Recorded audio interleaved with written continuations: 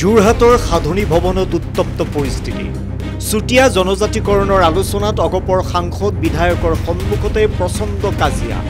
চুতীয়া যুৱ সন্মিলনৰ বিষয়ববীয়াৰ নাম নথকাৰ অভিযোগক লৈ হুলস্থুল পৰিৱেশ। চুতীয়া জনগোষ্ঠীৰ জনজাতিকৰণৰ ST ষ্টেটাছ প্ৰসংগক লৈ আজি যোৰহাটৰ সাধনী ভৱনত অনুষ্ঠিত হোৱা এক আলোচনাত প্ৰচণ্ড কাজিয়া আৰু হুলস্থুল হোৱাৰ ফলত এক উত্তপ্ত পৰিস্থিতিৰ সৃষ্টি হয়।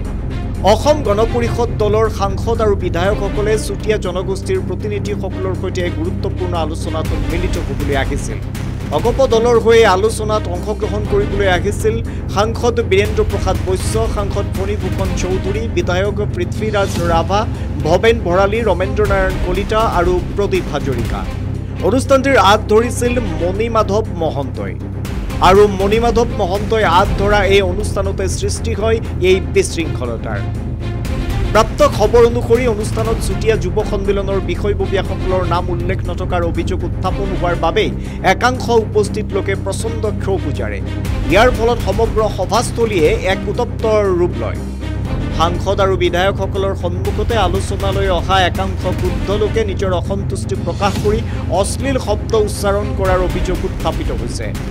হঠাতে সৃষ্টি হোৱা এই হুলস্থুল আৰু প্ৰচণ্ড কাজিয়াৰ ফলত জনজাতিকৰণৰ দৰে সংবেদনশীল বিষয়ৰ আলোচনাৰ মাজতে এক বিৰক্তিকৰ পৰিৱেশৰো সৃষ্টি হয়।